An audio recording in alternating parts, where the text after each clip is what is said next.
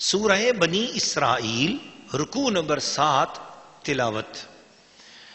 وَإِذْ قُلْنَا لِلْمَلَائِكَةِ اسْجُدُوا لِآدَمَ فَسَجَدُوا إِلَّا إِبْلِيسَ قَالَ أَأَسْجُدُ لِمَنْ خَلَقْتَ طِينًا قَالَ أَرَأَيْتَكَ هَذَا الَّذِي كَرَّمْتَ عَلَيَّ لَئِنْ أَخَّرْتَنِي إِلَى يَوْمِ الْقِيَامَةِ لَأَحْتَنِكَنَّ ذُرِّيَّتَهُ إِلَّا قَلِيلًا قَالَ اذْهَبْ فَمَنْ تَبِعَكَ مِنْهُمْ فَإِنَّ جَهَنَّمَ جَزَاؤُكُمْ جَزَاءً مَوْفُورًا وَاسْتَفْزِزْ مَنِ اسْتَطَعْتَ مِنْهُمْ بصوتك وأجلب عليهم بخيلك ورجلك وشاركهم في الأموال والأولاد وعدهم وما يعدهم الشيطان إلا غرورا إن عبادي ليس لك عليهم سلطان وكفى بربك وكيلا ربكم الذي يزجي لكم الفلك في البحر لتبتغوا من فضله إنه كان بكم رحيما وإذا مسكم الضر في البحر ضل من تدعون إلا إياه فلما نجاكم إلى البر عارضتم وكان الإنسان كفورا أفأمنتم أن يخسف بكم جانب البر أو يرسل عليكم حاسبا ثم لا تجد لكم وكيلا أم أمنتم أن يعيدكم فيه تارة أخرى فيرسل عليكم قاصفا من الريح فيغرقكم بما كفرتم ثم لا تجدوا لكم علينا به تبيعا ولقد كرمنا بني آدم وحملناهم في البر والبحر ورزقناهم من الطيبات وفضلناهم على كثير ممن خلقنا تفضيلا. سورہ بنی اسرائیل رکوع نمبر 7 ترجمہ کنز الایمان. اور یاد کرو جب ہم نے فرشتوں کو حکم دیا کہ آدم کو سجدہ کرو تو ان سب نے سجدہ کیا سوائے ابلیس کے. بولا کیا میں اسے سجدہ کروں جسے تو نے مٹی سے بنایا؟ بولا دیکھ تو جو یہ تو نے مجھ سے معزز رکھا، دیکھ تو جو یہ تو نے مجھ سے معزز رکھا، اگر تو نے مجھے قیامت تک مہلت دی تو ضرور میں اس کی اولاد کو پیس ڈالوں گا مگر تھوڑا. فرمایا دور ہو تو ان میں جو تیری پیروی کرے گا تو بے شک سب کا بدلہ جہنم ہے، بھرپور سزا. اور ڈگا دے یعنی بہکا دے ان میں سے جس پر قدرت پائے اپنی آواز سے، اور ان پر لام باندھ یعنی فوج چڑھا لا اپنے سواروں اور اپنے پیادوں کی، اور ان کا ساجی ہو مالوں اور بچوں میں، اور انہیں وعدہ دے، اور شیطان انہیں وعدہ نہیں دیتا مگر فریب سے. بے شک جو میرے بندے ہیں ان پر تیرا کچھ قابو نہیں، اور تیرا رب کافی ہے کام بنانے کو. تمہارا رب وہ ہے کہ تمہارے لیے دریا میں کشتی رواں کرتا ہے کہ تم اس کا فضل تلاش کرو، بے شک وہ تم پر بہت مہربان ہے، بے شک وہ تم پر مہربان ہے. اور جب تمہیں دریا میں مصیبت پہنچتی ہے تو اس کے سوا جنہیں پوچھتے ہیں سب گم ہو جاتے ہیں، پھر جب وہ تمہیں خشکی کی طرف نجات دیتا ہے تو منہ پھیر لیتے ہیں. اور انسان بڑا ناشکرا ہے. کیا تم اس سے نہ ڈر ہوئے کہ وہ خشکی ہی کا کوئی کنارہ تمہارے ساتھ دھسا دے یا تم پر پتھراؤ بھیجے پھر اپنا کوئی حمایتی نہ پاؤ؟ یا اس سے نہ ڈر ہوئے کہ تمہیں دوبارہ دریا میں لے جائے پھر تم پر جہاز توڑنے والی آندھی بھیجے تو تم کو تمہارے کفر کے سبب ڈبو دے پھر اپنے لیے کوئی ایسا نہ پاؤ کہ اس پر ہمارا پیچھا کریں؟ اور بے شک ہم نے اولاد آدم کو عزت دی اور ان کو خشکی اور تری میں سوار کیا اور ان کو ستھری چیزیں دیں اور ان کو اپنی بہت مخلوق سے افضل کیا. سورہ بنی اسرائیل رکوع نمبر 7 تفسیر. ناظرین و ناظرات اور سامعین و سامعات، اس رکوع مبارکہ میں چونکہ پچھلے رکوع میں یہ بتا دیا گیا تھا کہ توحید کا عقیدہ کیا ہے اور یہ بھی بتایا گیا تھا کہ وسیلہ کیا ہے اور اس کی حقیقت کیا ہے. اور اب پھر ایک بار حضرت سیدنا آدم علیہ السلام اور ابلیس لعنتی کا قصہ بیان کیا جا رہا ہے کہ شیطان نے دشمنی میں آ کر کیا کیا کہا. آپ کو ہم نے عرض کیا ہے کہ قرآن مجید میں جو قصہ بھی ایک مرتبہ بیان ہو جائے اور پھر دوبارہ آئے تو اس کے اندر کوئی ایک نیا نکتہ، کوئی نئی بات اس میں سے سمجھائی جاتی ہے.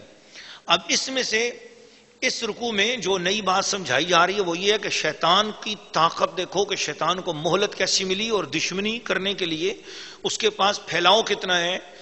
اس نے کہا کہ یا اللہ مجھے تو بہت بڑی طاقت دے کہ میں انسانوں کو گمراہ کرنے کے لیے پوری کوشش کروں, مجھے دے, میں انسانوں پر قابو پاؤں. اللہ تعالیٰ نے کمال شان سے ارشاد فرمایا اذهب فمن تبعك منهم فإن جہنم جزاؤکم جزاء موفورا, تو اور جو تیرے پیچھے چلیں گے ان سب کو میں جہنم کے اندر بھرپور سزا دوں گا.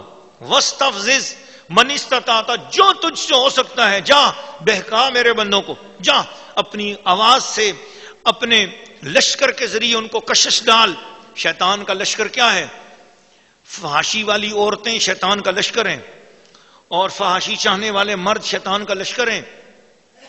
شراب شیطان کا شراب ہے, شیطان کی جو ہے وہ پسندیدہ مشروب ہے, پسندیدہ ڈرنک ہے. تو اسی طریقے سے بری باتیں, برے منصوبے, قتل کرنا, جھوٹ بولنا, ظلم کرنا, خیانتیں کرنا, یہ سارے کام شیطان کے پسندیدہ ہیں. تو کہا واجلب علیہم بخیلک, جا تو اپنے سواروں کو لے کر جا, ورجلک, اور اپنے پیدل دستوں کے ساتھ حملہ کر میرے انسانوں پر, وشارکم فی الاموال, جا ان کے مالوں میں شرکت کر, والاولاد, ان کے بچوں میں شرکت کر, وعدہم, جا ان کو وعدے دے, وما یعدہم الشیطان الا غرورا, شیطان کا وعدہ سوائے دھوکے اور فریب کے کچھ نہیں ہے. لیکن سن لے, ان عبادی, بے شک جس کا تعلق مجھ سے جڑ جائے گا, جو میرا ہو جائے گا, لیس لک علیہم سلطان, پھر تو پوری لشکر کے ساتھ کوشش کر کے دیکھ لینا, وہ میرا ہی رہے گا, وہ تیرا نہیں ہو سکے گا. اب شیطان اپنی پوری کوشش کے ساتھ دنیا بھر میں لگا ہوا ہے کہ کسی طرح دنیا میری ہو جائے.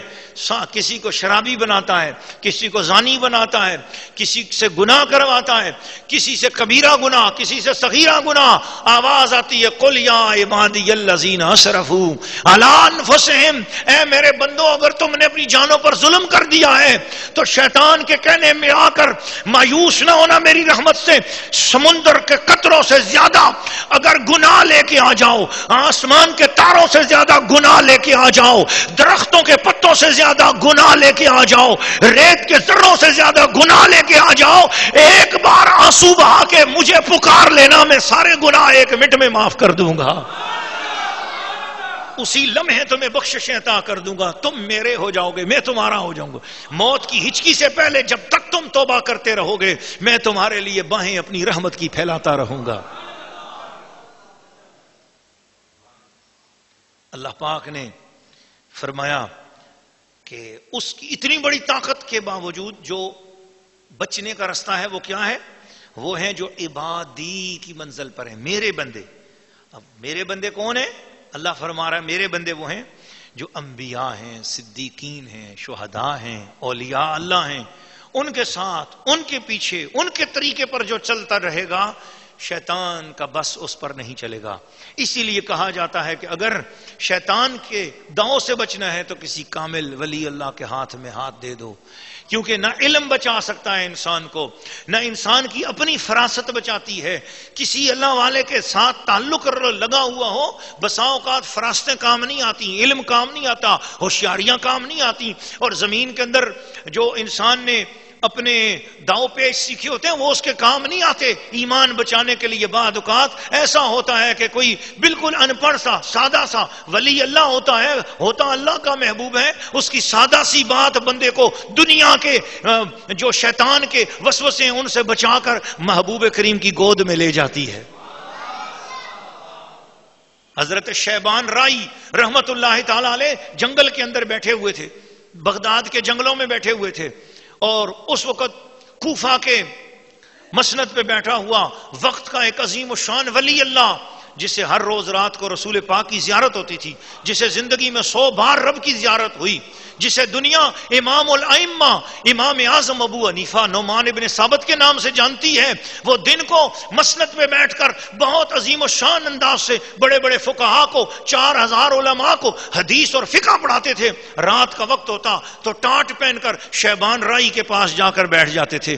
کسی نے ان کو دیکھ لیا کہ اس شیبان رائی کے پاس اتنے بڑے وقت کے امام آ کر بیٹھتے ہیں، پوچھا امام اعظم یہ کیا بات ہے؟ آپ سے دنیا فیض لیتی ہے، اسلام کا، ایمان کا، فقہ کا، مفتی آپ، محدث آپ، مفسر آپ حافظ قرآن، آپ اتنے بڑے خود مقام پر ہیں اور اس شیبان رائی کے پاس کیا لینے آتے ہیں؟ فرمایا میں لوگوں کو خدا کی بات بتاتا ہوں اور یہ مجھے خدا کی ذات بتاتے ہیں۔ میں لوگوں کو خدا کی بات تک پہنچاتا ہوں، یہ مجھے خدا کی ذات تک پہنچاتے ہیں۔ اس لیے جو میں لوگوں کو بتاتا ہوں اس میرے بتانے میں جو فیض ہے وہ سارا انہی کی نگاہ سے تو ہے۔ اس لیے یہ جو راستے ہیں ان کے اندر کسی کامل ہستی کا ساتھ ہونا ضروری ہے۔ بازار سے کتاب خرید کر خود بندہ اردو کی کتابیں پڑھے اور اردو کی تفسیریں پڑھ کر اپنے آپ کو مفسر سمجھنے لگ جائے تو وہ مفسر نہیں ہوتا۔ اسی لیے ہم ترجمہ بھی پڑھ رہے ہیں تو وقت کے ایک عظیم الشان مجدد کا لکھا ہوا ترجمہ آپ کی خدمت میں پیش کیا جا رہا ہے، اور تفسیر بھی ہم کر رہے ہیں تو یہ اپنی تفسیر نہیں ہے، الحمدللہ 4 بڑی بڑی مستند تفاسیر کا خلاصہ آپ کی خدمت میں پیش کرتے ہیں۔ وقت کی کمی ہے جس کی پیش نظر سمجھیں کہ سمندر کوزے میں بند کر کے آپ کی خدمت میں پیش کرنا پڑ رہا ہے، ورنہ اس مجلس میں آپ کے پاس ایسے لوگ بیٹھے ہوئے ہیں الحمدللہ کہ جو یہ جانتے ہیں کہ اس کی تفسیر شریف کے اندر اگر ہم پڑھ جائیں تو پھر سبحان اللہ فیوزات کی بارش اور انوار اتنے ہوں کہ پھر وہ ہم سے سمیٹے نہ جائیں۔ تو محبت والوں اور پیار والوں، اصل چیز کیا ہے کہ کسی کامل ولی اللہ کا ہاتھ اپنے ہاتھوں میں لے لو اور تو اس کے ہاتھ کی برکت سے انشاءاللہ شیطان کے شر سے بچ جاؤ گے۔ اللہ پاک ہم سب کو شیطان کے شر سے بچائے۔ اس رکوع کے آخر میں فرمایا وَلَقَدْ كَرَّمْنَا بَنِي آدَمَ، ہم نے آدم علیہ السلام کی اولاد کو عزت عطا کی۔ اس موقع پر جو مفسرین کرام نے لکھا ہے کہ امام حسن کا قول ہے کہ اکثر سے مراد کل ہے، اکثر سے کل مراد ہے۔ سبحان اللہ سبحان اللہ۔ اور وہ فرماتے یہ ہیں کہ یہ وَفَضَّلْنَاهُمْ عَلَىٰ كَثِيرٍ مِّمَّنْ خَلَقَ تَفْضِيلًا، ہم نے انسان کو بہت مخلوق پر فضیلت دی ہے نا، تو وہ بہت مخلوق سے مراد ہے کل مخلوق۔ تو اکثر کا لفظ کل کے معنی میں بولا جاتا ہے، قرآن مجید میں یہ ارشاد ہوا وَأَكْثَرُهُمْ كَاذِبُونَ، تو اس کا مطلب یہی ہے کہ سارے کے سارے مشرک اور کافر لوگ جھوٹے ہیں۔ وَمَا يَتَّبِعُ أَكْثَرُهُمْ إِلَّا ظَنًّا، ان میں سے اکثر لوگ گمان پر ہی چلتے ہیں، ان کے پاس یقین نہیں ہے۔ اس کا مطلب ہے سارے کے سارے کافر، سارے کے سارے مشرک جو ہیں وہ ایک بس گمان اور بدگمانی پر ہی چلتے رہتے ہیں۔ تو یہاں اکثر بمانا کل ہے، لہذا فرشتے بھی اس میں داخل ہیں۔ خواص بشر یعنی انسانوں میں جو خاص خاص بشر ہیں وہ فرشتوں کے خواص سے افضل ہیں۔ یعنی انسانوں کے خواص کون ہیں؟ انبیاء کرام، تو انبیاء کرام معزز فرشتوں سے افضل ہیں، اور صلحاء بشر عام ملائکہ سے افضل ہیں۔ جو صلحاء بشر ہیں یعنی اولیاء اللہ ہیں وہ عام فرشتوں سے افضل ہیں، یعنی غوث پاک عام فرشتوں سے افضل ہیں، داتا گنج بخش عام فرشتوں سے افضل ہیں، حضور سیدنا پیر میر علی شاہ صاحب رحمۃ اللہ علیہ عام فرشتوں سے افضل ہیں، حضور بادشاہ صاحب رضی اللہ تعالیٰ عنہ، حضور پیر کنگر رضی اللہ تعالیٰ عنہ، اولیاء اللہ مشاہیر یا جس کے شیخ کامل پیر کامل ہیں وہ سمجھ لے کہ میرے کرامن کاتبین سے بھی میرا مرشد افضل ہے، میرے فرشتوں سے بھی میرا مرشد افضل ہے۔ جو شریعت اسلام پر عمل کرنے والے کامل مرشد ہوتے ہیں وہ عام فرشتوں سے افضل ہیں۔ حدیث شریف میں ہے کہ مومن اللہ کے نزدیک ملائکہ سے زیادہ کرامت رکھتا ہے۔ وجہ یہ ہے کہ فرشتے طاعت کرتے ہیں اور وہ مجبور ہیں، یہی ان کی سرشت ہے کہ ان میں عقل ہے شہوت نہیں، اور جانوروں کے اندر شہوت ہے عقل نہیں. جو جانور ہیں ان کے اندر شہوت ہے مگر عقل نہیں، اور فرشتوں کے اندر عقل ہے مگر شہوت نہیں. اور انسان کو، مردوں اور عورتوں کو جو بنایا گیا ان میں شہوت بھی رکھی اور عقل بھی رکھی. اب شہوت اور عقل دونوں کا جو جامع ہو جائے، جس نے عقل کو شہوت پر غالب کر دیا وہ فرشتوں سے افضل ہو گیا، اور جس کی عقل پر شہوت غالب آ گئی وہ جانوروں سے بھی نیچے گر گیا. تو اللہ تعالیٰ سے دعا ہے کہ اللہ پاک ہمیں رسول پاک صلی اللہ علیہ وسلم کی سنتوں پر عمل پیرا فرمائے.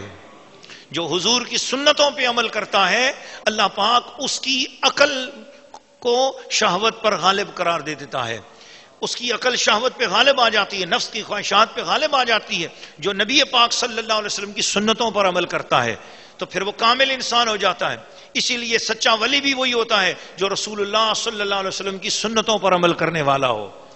اور ایک روایت میں آتا ہے کہ اگر کوئی شخص ہوا میں اڑتا ہوا ہو اور کوئی شخص پانی پر چل رہا ہو لیکن وہ نبی پاک صلی اللہ علیہ وسلم کی سنتوں پر اگر عمل نہیں کرتا ہے تو وہ کبھی بھی ولی نہیں ہو سکتا. ولی اللہ کا تو پہلا درجہ یہ ہے کہ وہ نبی پاک صلی اللہ علیہ وسلم کی سنتوں پر عمل کرنے والا ہو.